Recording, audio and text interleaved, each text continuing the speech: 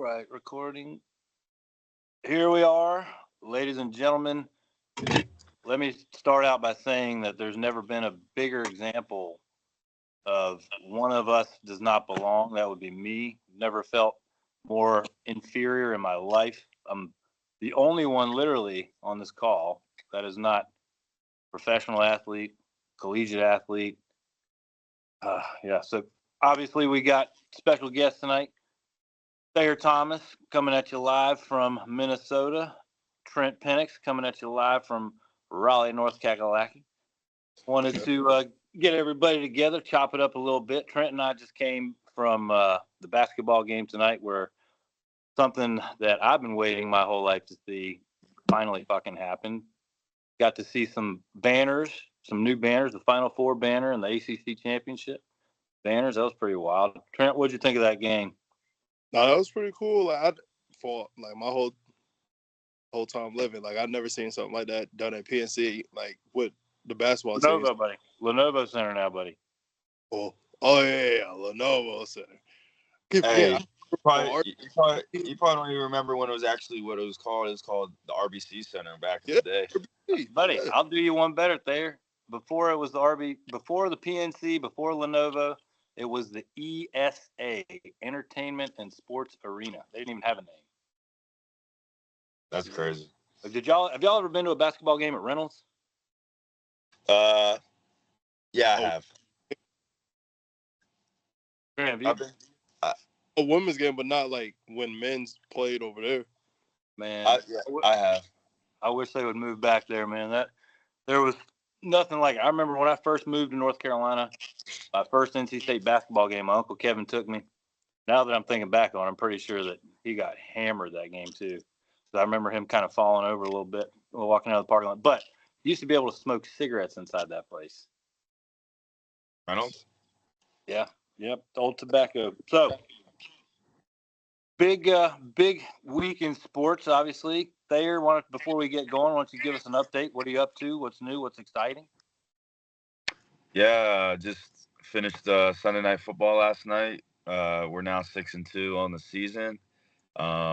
We're fighting for the division and fighting to make the playoffs. So I've been, obviously doing that for the last, honestly, since July, 21st. So it's been a grind, but we've had some time off here and there too. So we played Thursday last week against the Rams in LA. So after that game, I actually came home for a little bit. And then 2 weeks before that, we had the bye week. So I went to London, and then I came home to Raleigh for a week. You were able to come to London, which was a great experience. Nothing like it. It was my first time over there. Wish I would have been able to go other places in Europe, but that'll be another time for another trip. But was grateful for the time that was spent across the pond, which was awesome. And on the other than that, kind of just trying to start some businesses up here with you, doing some stuff like that, getting some stuff done on that side of things, and hopefully that takes off here in the next year. Trying to figure stuff out outside of just football and kind of just plan my life accordingly. Love it. TP, give us a quick update. What you been up to? Yeah, man. I was with the Colts, and then ended up getting released, and so now I'm just working, just being on standby, just working and waiting, and also continuing with now that I'm home, being on ADHD Sports now, so getting back in live action. So good to be back home, be back with the family. Yeah. Let me ask y'all. So hearing that, something I've noticed just as a fan. I mean, you guys are both still pursuing your dream of being in the league. I mean, you are in the league. What's the communication with the university once you leave? And I ask that because there seems to be this once players move on or no longer at the school, they kind of disappear, and I hate that. Obviously what we were working on, when I was involved with the NIL stuff, is life skills, life after football. When you guys were at school, outside of the collective stuff, was there any programs or any anything put in place for you guys to start doing what we've been doing? Prepare yourself for life after football? Uh, not really. I would say the relationships that you formed while you were there is kind of your way to develop those skills. Is like with obviously you've been a big help. Another person that's been a big help is Jason Steele. Yeah. Awesome guy. Another relationship that I have just through NIL. And yeah, I've obviously got to work with Jason Gladwell as well. Just a bunch of great people that I surrounded myself with, and was fortunate enough to meet during my time at NC State and even before NC State with Dr. Gladwell. Um, Oh yeah, you were patients of his back when you guys were. Yeah, I was one of probably his top, his first probably 50 to 100 patients when he first opened up in Wake Forest back in 2008. He did my teeth, he did Drake's teeth, and I think he did Lex's teeth all when we were kids. So it's just funny how you kind of reconnect as life goes on, and we ended up going to NC State. He's a big Wolfpack fan, and the game that you took us to after the UNC basketball game this past year, when we sat down there on the court was the first time I actually saw him in person in years, and so we reconnected then.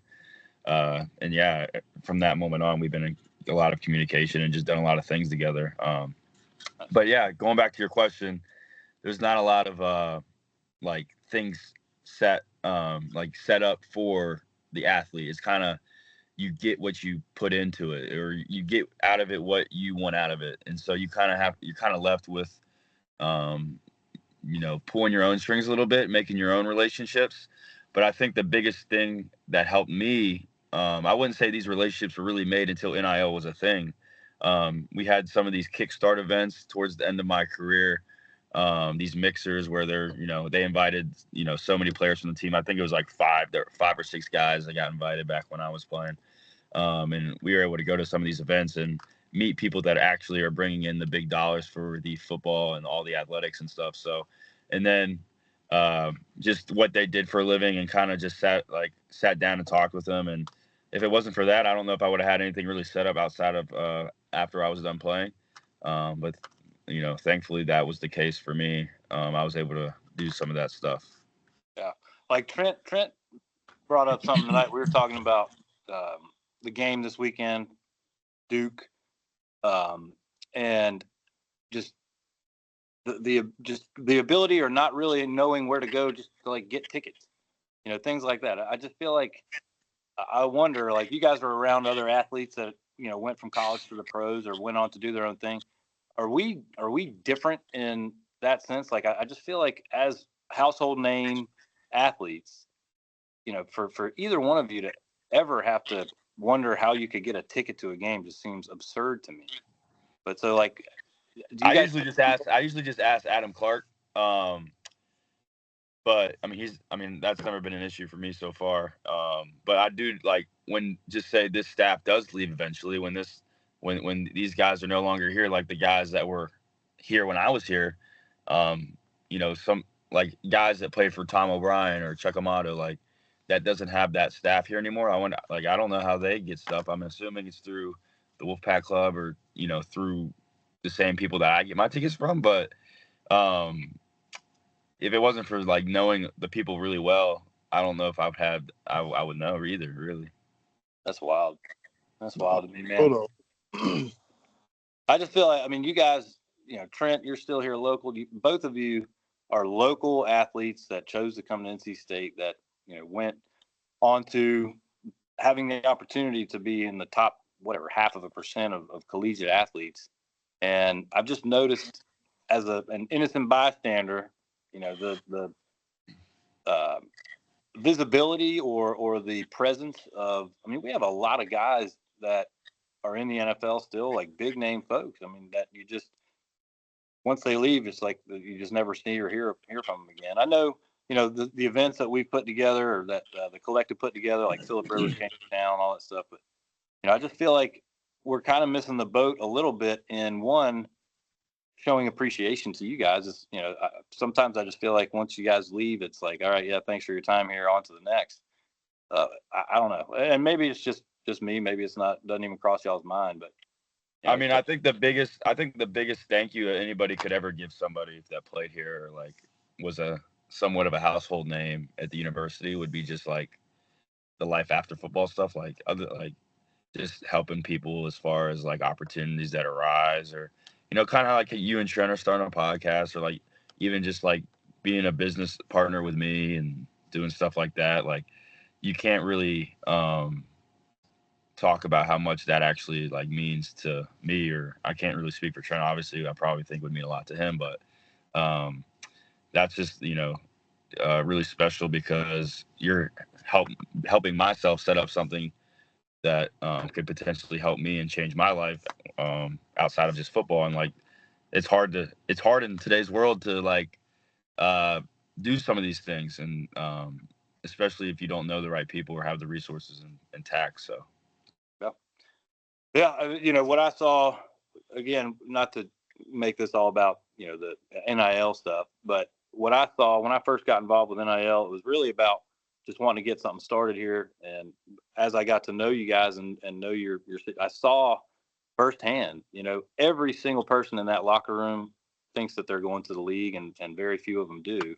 And I just kept asking you, like, what's your plan afterwards? And there really is no plan, because I can't understand what it's like to be in those situations where I'm a Division I athlete, I'm starting, whatever. Of course, everybody thinks they're going to go to the league, but I just saw this kind of void of what, for the large percent of athletes that come through, not just here but other schools, of that large percent that don't make it to the league. Like, what's the plan? Like how can we start doing it? That's why Trent, I reached out to Trent. Trent's a natural. He's good behind the camera. He's funny.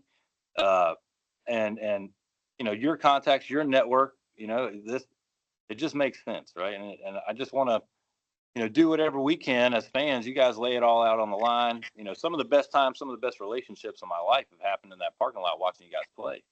And again, getting to know you guys personally only enhanced that. But I just wonder if there's some things that we can be doing better, to equip, the guys that aren't as fortunate as you both to get that call. Like, where do they go? What? I don't know. It does bother me, but anyway. So, well, let's talk about Cal. Stanford. As y'all watch the game, for me as a fan, it's different watching. You guys you see the game differently than I do. Does Stanford just fucking suck, or did we? I mean, we looked good, dog. Like, we did really good. The offensive line, good. Yeah. I was just Gordo the other day. Like, CJ was actually he's actually looking pretty good. Like, he's funny. I just think I think us having the bye week helped. I think Stanford isn't very good, but I do think each week you see kind of CJ play, he's gotten better. And it does take a while for like things to click with your quarterback and receivers. Like, I can promise you right now, the top 5 or 6 receivers on that team, majority of their reps from January to the middle of the season were with Grayson, because that's who the quarterback was. And you saw that with Devin when he was here, and we lost Devin. Or even just like multiple times we had to play multiple quarterbacks. You think a guy's going to be the guy. Me, for example, I'm going to get all my reps with that guy because I'm trying to build a chemistry and the relationship with him. So just say, remember when MJ Morris comes in, it's like, all right, I haven't had many reps with MJ, but each week you kind of saw him get better when he was playing early on. And I just feel like it's kind of the same thing. I mean, that's just naturally going to happen.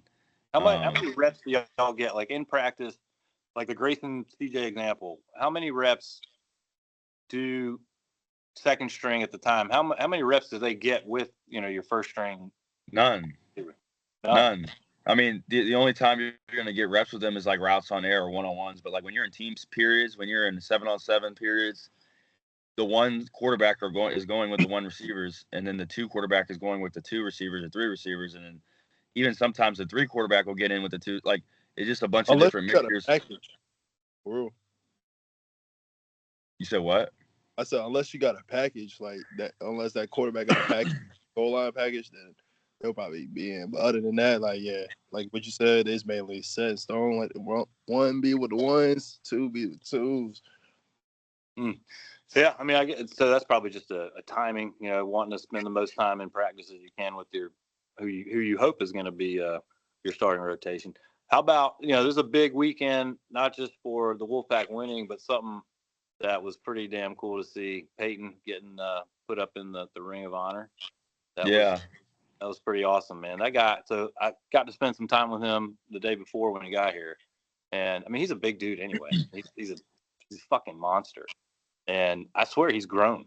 He's grown more. Like, I can't imagine. I asked him, I said, who that you have hit so far, tackle that you've hit so far, like, do any of them stand out? Is it different from college, Bo? And he was, not really. Like, he's just a fucking tank. Absolute fucking tank. So Thayer, he's getting married soon. You're in the wedding.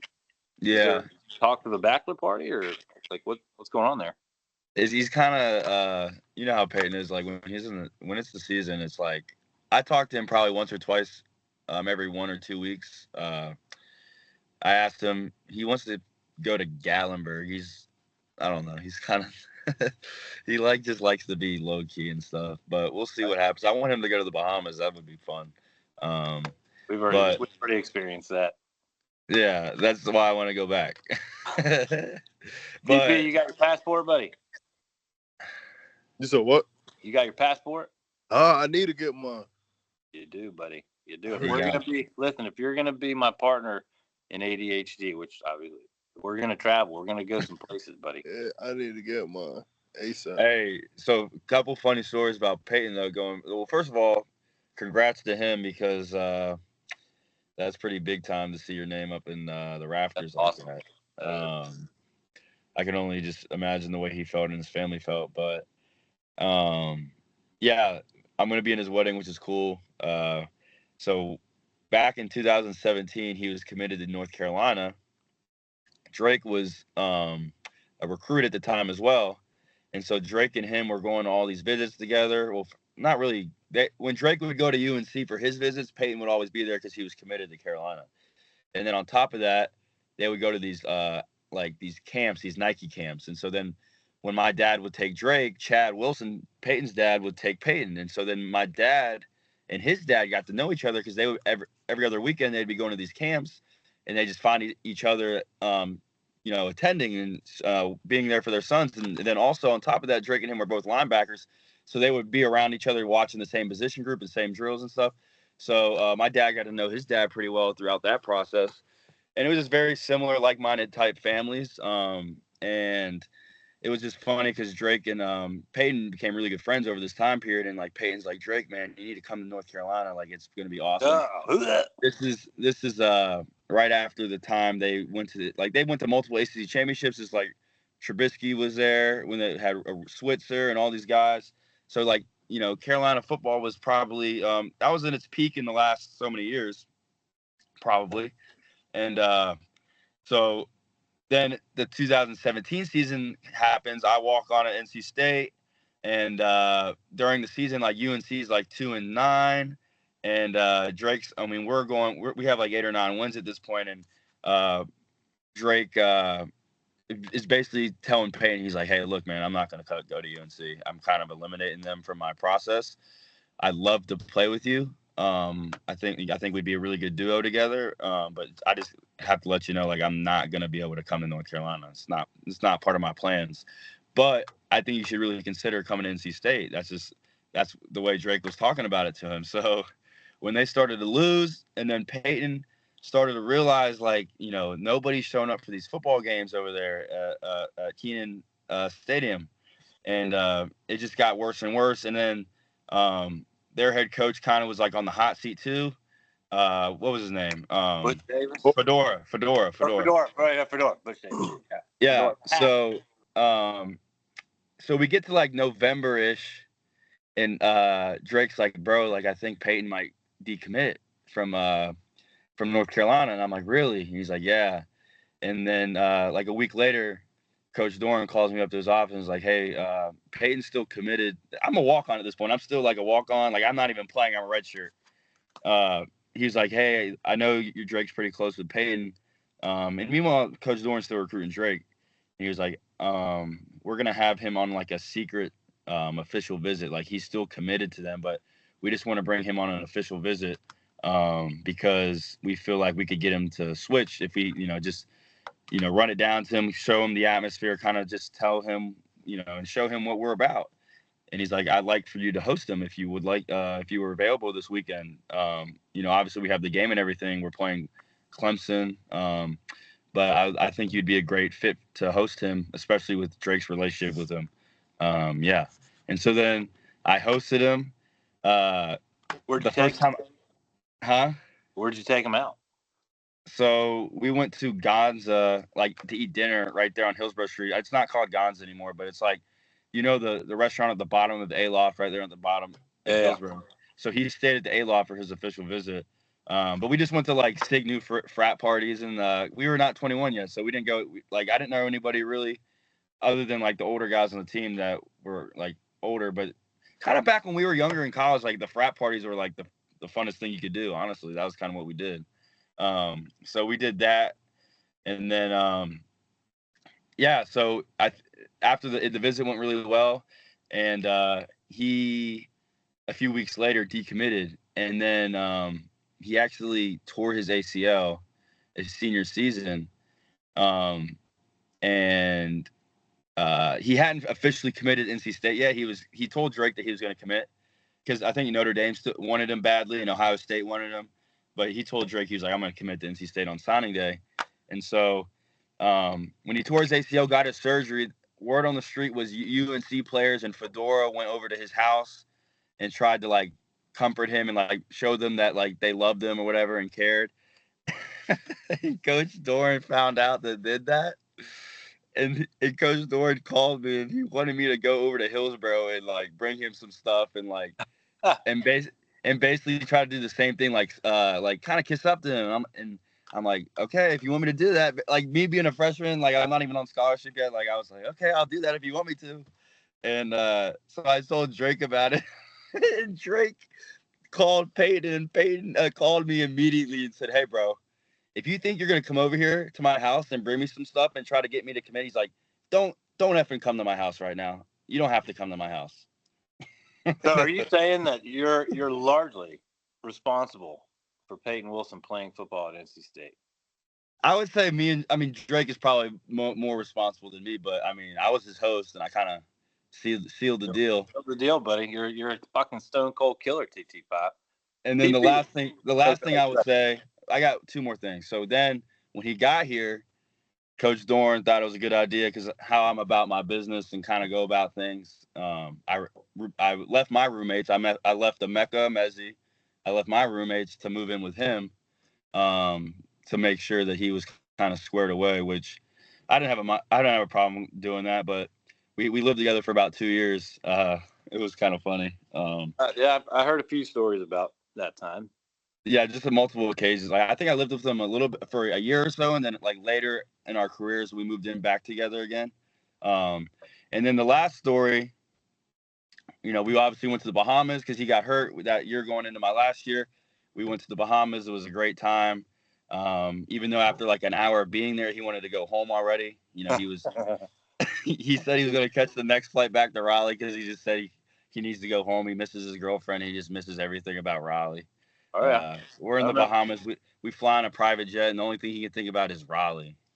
And I found on my camera roll, I found all the videos from the flight there where, they were.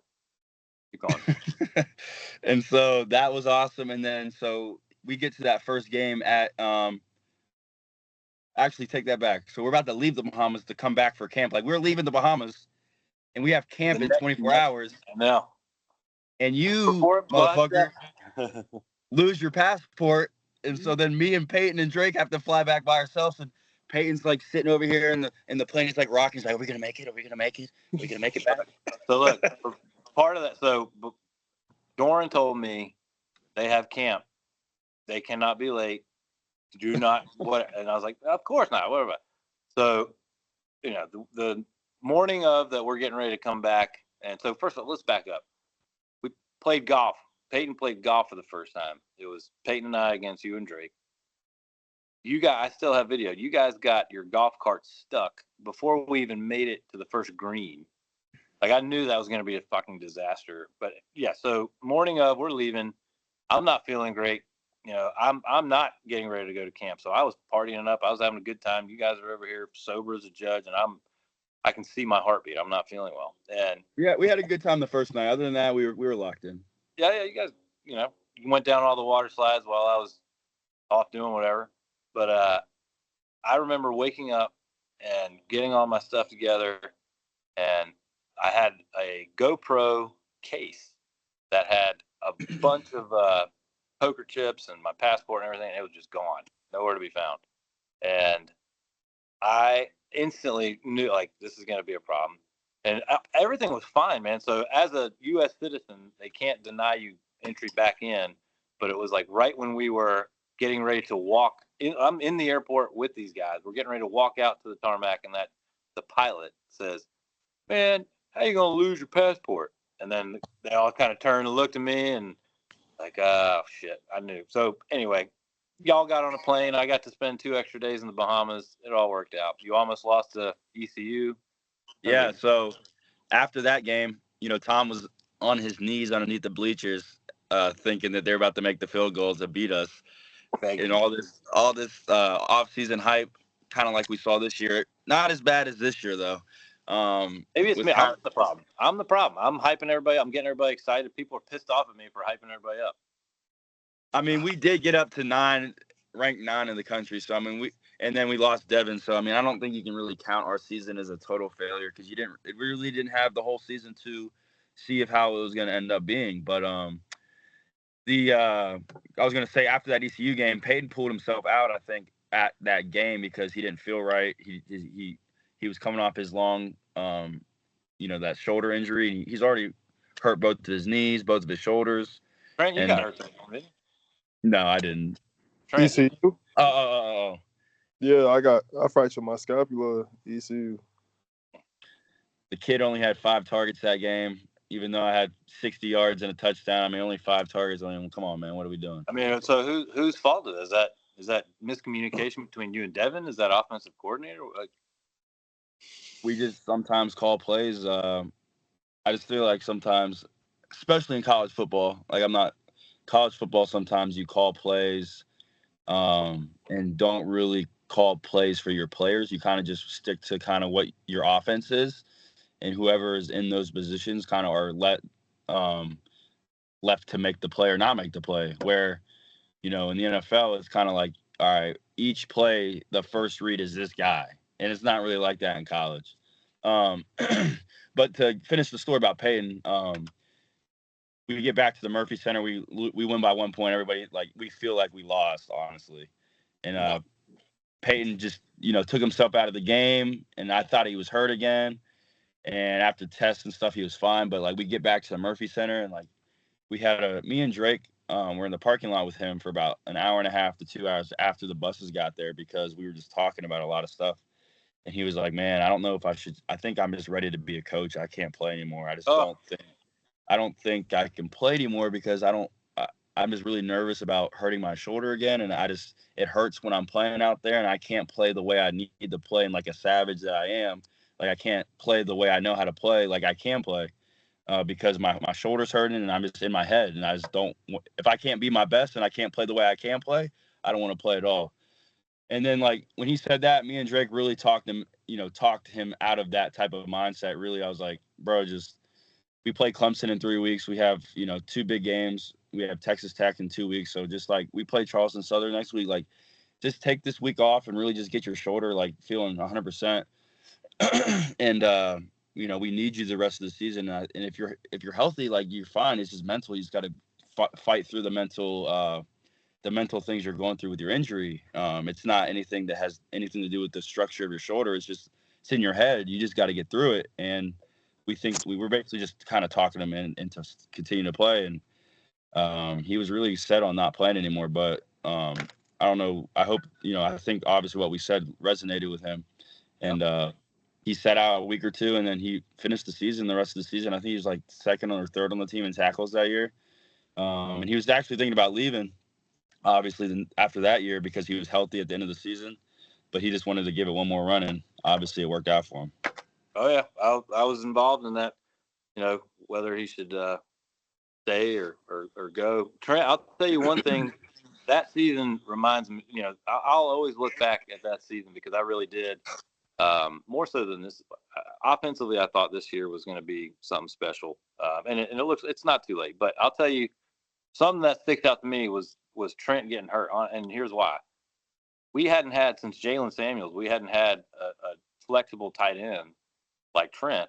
And I mean, that was a big part of our offense, man. I mean, Trent was when he went down that game. I remember you were right on the sideline when that shit happened. And I remember like when you weren't when I knew that you weren't coming back in the game, and then heard you were hurt. I think not having you in that offense early on, man, that affected our game plan a little bit. I mean, a lot. I mean, like I said, tight end, like look at Joe Lee right now. That dude's a fucking monster. Like that guy, having a tight end that can not only block, I mean, helps the running game, but to be a legit threat to catch the ball like over the middle. Having said that, Trent, did you ever catch the ball across the middle and get hit by Peyton? And what was that shit like? You said, have I? Yeah. No, but I've had the pass block against him, and like pass blocking against him is, I mean, you get what you expect. I mean, he's just gonna bull rush you. I mean, he's quick too. He has a quick twitch, and then if he's gonna use a move on you, it's so fast. Like I remember going up against him and Levi. Those were the two people that I did not like going against. I could handle Zay. Zay was fine.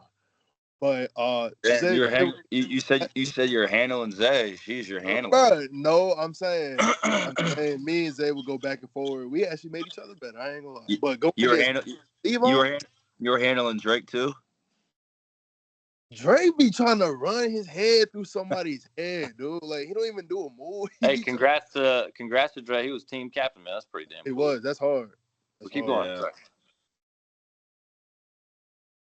Yeah. Finish your story. Yeah, finish. Wait, what was I saying? I forgot. It's Monday, buddy. It's late Monday. It's been a weekend. It's been a day. So right now, TT5 in Minnesota. What's the temperature right now? And do you want to slit your wrists when you go outside? It's like 38, 39. That's pretty warm for that fucking place. So it's pretty well documented. Last year, took Lex, Casey. We went to Minnesota. The hotel, no bullshit. Trent, I know I probably told you this story. And look, Indy isn't much warmer. At the end of the game, I mean, first of all, that stadium is badass. Viking Stadium is the coolest stadium I've been in. It's pretty damn cool. But to get in and out of that place was a pain in the ass. Traffic is a motherfucker. So I was like, you know what? Fuck it. My hotel was less than a mile. I'm like, we'll just walk. Walking from that stadium to our hotel, my hair froze. Like no bullshit. It was like tight as fuck on my hair. You remember that shit? That night was one of the coldest nights of the year, though. It was miserable, and everybody just looked so unhappy there. Like, and I would be too. It was like 7 degrees or something. When you guys practice, a couple questions. When you practice, do you practice inside or outside, or both? So last week was the first week we practiced, like, honestly, the whole week inside. If we play outside, like we play Chicago in a few weeks, outside, we'll practice outside that week. But if we're playing at home, we play inside. So like, what's the need to practice outside for? Because we're gonna be inside for the game. So if we play outside in a cold game like late this year, we'll probably practice outside that week. But if not, we'll be inside. Yeah, same Indy. I mean, it was cold up there. Does that shit? So I know the only relevant feeling I have is I play golf, and I actually won't play golf if it's less than like 50 degrees. But even then, if I hit a ball not perfect, my fingertips go numb and shit. When you catch a ball from an NFL rocket quarterback in the cold, does that shit not just make your fucking hands go? It does. It makes your hand tingle a little bit. It's not that bad. I would say baseball is worse. You got a glove on, but I don't know. I'm saying hitting. Oh yeah. Hitting like an inside. Yeah. What do you guys think about the rest of the season? Well, first of all, you guys are you coming back for any other games there? No, I won't be. No. He gone. TP, this could be the first tailgate coming this weekend of TP's life, and I'm going to be front and center for it. We're thinking about putting some cameras on them, getting them in the crowd. Saw tonight walking through the basketball arena, everybody looking, who is that guy? Oh, Trent. I can't wait to bring you to all these tailgates, buddy. It's going to be a long Saturday. I don't know. Duke, Duke, I don't know. Duke scares me. Duke scares me. You're gonna tailgate for the Duke game? So I believe I am. Oh, who? Trent? Yeah, Trent. Yeah. Oh, I know Trent is, but it's crazy, man. I was trying to get you out there from when I was there, and you didn't show up. What? I was on my way. I was on my way, buddy. They don't want me out there anymore. I'm dead. I'm dead to everybody out there. I'll tell you. No, we saw a lot. I saw Boo tonight for the first time in a long time. Saw How'd that go? went fine. Went fine. You know, we're all nothing but love. Nothing but love. Basketball season is amongst. Yeah. All right. Both of you guys played 2 sports. Actually, Thayer, you played 3, right? You played baseball, basketball, and football. Trent showed me a video of him dunking. I already asked this tonight to Trent if he thought he could still dunk, and he said probably. Thayer, do you think you can still dunk too? Yeah, I can still dunk. I didn't dunk in high school, so I mean, I can dunk now. Well, you didn't dunk in high school? You couldn't dunk in high school? No. I touched the bottom of the net one time, and I'll never forget it. However, do you think, both of you, legit, no bullshit, if you came back? Yes. Oh God, I was about to say yes. Like, you think that you could score? How many points do you think you could score in a college basketball game there? At least 8. Wow. Who are we playing though? I grew up playing the best of the best, yeah. I'm not. I've seen some clips. TP, what about you? You think you could? What position would you play, TP? Are you I say it's like small forward. Small forward. Did I ever tell y'all my John? Trent's gonna get his buckets off rebounds, like putting getting an offensive rebound and putting it back up for a layup. Have I get 6 points guaranteed. My high ever. I was that guy that would hustle and dive and all that stuff. Did I ever tell y'all my John Wall story at Lifetime Fitness? No. So look, I'll make this. I played for his AAU team. Go ahead. Well, this was someone who's got the athletic prowess of a jelly donut like me. I'm at Lifetime Fitness. I used to play ball there quite a bit, and it's a bunch of old dudes. You know, we get together at lunch and whatever. We fucking sweat. Some guys are still trying to, live their glory days. I get there early this one particular day, and I put my first name on the board, and 5 minutes later, door opens, and this entourage walks in, and I'm kind of like checking it, shooting, whatever, and I said, holy shit, that's John Wall.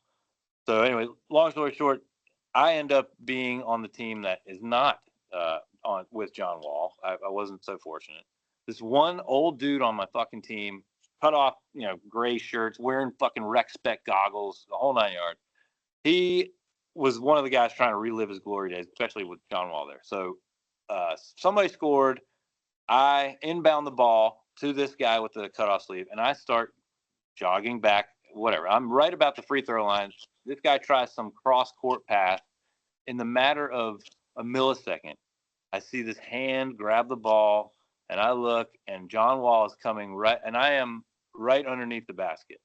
And these alarms start going off in my head. I'm like, holy fuck, I'm about to get. Before I could move, I swear he looked me right in the eye, and he smiled. And he took one step, and I mean, he dunked on my soul. Like and everybody in the whole gym, oh, whatever. I'm like, what the fuck do you want me to do? I mean, it's John fucking Wall. But I mean, after that, Yeah, I haven't played a game of pickup That basketball. that retired your basketball career right there. That was it. That's when I found the rock wall. I went over to climb the rock wall Which lifetime was that? and carry. So the one over off of like 64 right there? Yeah. And then what year was that? He had just left. He had just gotten in the NBA. It was like the summer right before. Why was he playing a bunch of adult men like at the? I didn't get a chance to ask him. I was too busy picking up the pieces of my life after getting dunked on. Next time you come in town there, I feel pretty confident that I could beat one of you in horse. I don't know if it's both. As long as there's not a hand in my face, I'm pretty fucking deadly. I'm just saying. Still got it. I don't know about that, but go ahead. You're probably right. You're probably right. What else? What else you guys want to talk about? TP, who's going to be our next special guest? So this is my plan. Thayer, let me know what you think. My plan, Trent is still pursuing everything. He's probably checking his phone right now, especially with the maybe injury at the running back, which is wild, bro. Like for some reason I can't get my brain to think of you as a running back. I always just think of you tight end. But either way, I wouldn't want to fucking tackle you either way. But TP's got the network of the athlete. We're gonna have some athletes on. What? I totally fucking forgot what I was about to say right there. You see? Yeah, I had that moment earlier. You had night. No, but I think you was asking me who our next guest is. Yeah, I want you to start reaching out to some folks. Aleem, let's get Aleem. I want to ask Aleem, what's it like to have fuck you money? Wait, you said what? Shit, you know what that is. You know what's it like to have? Oh no, I don't have fuck you money. When Gopher sells, I will. But what's it like to have fuck you money? Like I don't care, fuck you. Like just that's it's well deserved. God, watching him, I'll tell you what. Him and Dexter Lawrence. You were talking about playing with Dexter. I watched Dexter the other day. I mean, what do you do against that guy? That guy's a fucking monster. I have a funny story about Dexter. Let's hear it. So, growing up, I played for the North Raleigh Bulldogs. My dad was our head coach for the longest time. And his little brother, Devin Lawrence, was on our team, and we won a national championship. And Dexter always wanted to play, but he just was always too big because there's a weight limit. So he would always come to practice and just be around our team. And, like, my dad would always go pick up Devin because it was a single household mom. Miss Julia was her name. She had those two boys, and then she was also helping raising her two nieces and a nephew. Like, they were all in the same place, and so she always needed help with Devin and Dexter. So my dad would always go pick those boys up, and sometimes they'd even stay at our house for a few days in a row just to help her out and help them out. But so when Dexter got to high school, he always played basketball too. So my dad would also got Devin and Dexter involved in the same AAU team that me and Drake played for. So my dad would also go pick them up for basketball practice and get them to their practice and all this other stuff. We played for Garner Road, which is down in Raleigh, South Raleigh. And so Dexter was really good at basketball, and he didn't really know how good he was at football yet because he could never really play football because of how big he was. Too big, yeah. So the first time he really played football like that was middle school football. And middle school football is trash. So like he obviously didn't know how good he was, blah, blah, blah. So when he got the freshman year at Wake Forest Rollsville, it's now Wake Forest High School, obviously. So he played varsity as a freshman in basketball. He played varsity as a freshman in football. And he was really good as a freshman, but he obviously saw a lot of success at basketball. And he was playing on a really good AAU team, the one that my dad got him to play on, the older team of my team. And then he was also playing at Wake Forest basketball. And so he called my dad one day and was like, "Hey, Coach Trevor, what do you think about me just like focusing on basketball? Like, I think I should just focus on basketball because my AAU coaches and my high school coach thinks I could, be a really good D1 basketball player, and they think I could do that if I just put more time in and focus on basketball." And my dad said, "Dexter," he said, You want to play in the NFL? Because honestly, all you have to do is finish your football career, and you will play in the NFL. I don't know what position you'll play. You'll either play O-line or D-line, but you are so athletically gifted that, and you're so big that regardless of what happens, you will make the NFL. So you're going to make a huge mistake if you give up football. So then he kind of took what my dad told him and made a decision off it. He obviously made the right decision, but fast forward it, his senior year when he was narrowing down his options, it was Clemson, Alabama, and State for his last 3 options. And so Nick Saban is from West Virginia and was really good family friends with my grandfather, the one that he just passed away in September. So my grandfather was actually just buried next to Nick's dad in West Virginia. So my grandfather would always call Nick because we would always go to like at least one game a year, like him and then Jimbo Fisher at Florida State. Jimbo was from West Virginia too, so we would usually what we would make when Jimbo would come play at NC State, we would come watch the game. We'd be wearing Florida State stuff because we would sit with Jimbo's family, and Jimbo got us the tickets, so we would sit with his family and wear Florida State. Anyways, fast forward it to Dexter's senior year. My grandfather calls Nick and was like, "Hey, Nick, your top recruit Dexter Lawrence, my son-in-law Trevor, kind of has been like a father figure to him over the last so many years. Knows him really well. If you need any help on that end as far as trying to get him to come to Alabama, just let me know and we can do something about it." So Nick told my grandfather, "Give me Trevor's number," because he just needed to talk to him. And Nick was at I think a small school. My dad was coming out of college or coming out of high school, and I think he was at Kent State at the time. And he already knew who my dad was. He knew my dad's dad and stuff too, so he kind of already knew who my dad was. But he called my dad and was like, "Hey, Trevor, I'm coming. I think it was in December sometime. He's like, I'm coming to Raleigh for Dexter's home visit. I'd love for you to pick me up from the airport and come with me to his home visit." And my dad was like, "Okay, yeah, I'll do that." And so that was the talk of talk of our family for the week. Like my dad's gonna go pick up Nick Saban. This is right in the middle of him winning all these national championships. Yeah.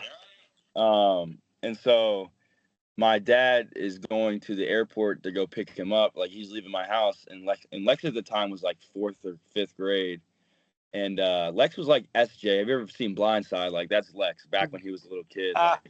The little kid, Lex was SJ because Drake was a big recruit, and obviously all of our friends were really good at football, and he would always be around. And so my Lex literally wouldn't get out of my dad's passenger seat because he said he was going with my dad to pick up Nick Saban. And my dad had to physically take him out of the car and bring him inside, and Lex was crying and screaming. And so, but my dad picks Nick Saban up from the airport, takes him to Dexter's house, and said it was one of the most incredible things he's witnessed, just the way he presented himself. Nick is so first class. He's such a great coach and great, just a great speaker. He's obviously done this before, my dad said, just the way he presented what Alabama has to offer, kind of these are what, he sees Dexter being able to do at his time at Alabama. This is where, he just gave him the whole rundown, and it was just really, unique and special to see. And he didn't do a good enough job. Dabo got that ass. I know. And so it's funny because I think Julia or Dexter called my dad a few days later and was like, "Hey, when y'all left with the coaches, there was an envelope full of money that was left on our front porch." And juicy. And I don't know how much it was or whatever, but a week later, one of the coaches that was there on the trip got fired. Well, you heard it here first, folks. Wow. So NIL before NIL coming right out of Tuscaloosa. Well, guys, we got 3 minutes left before this thing is going to cut off on us. Thayer, TP, TP, any closing thoughts? We had a full night tonight. I know. Oh no, yeah, we had a great time at the game. Meeting pretty much a lot of people, pretty much a lot of donors that give their time and money to this school, and it's really it's really cool to really see them and really thank them for what they've done and meet them face to face. And then also going to the game, seeing the new basketball team.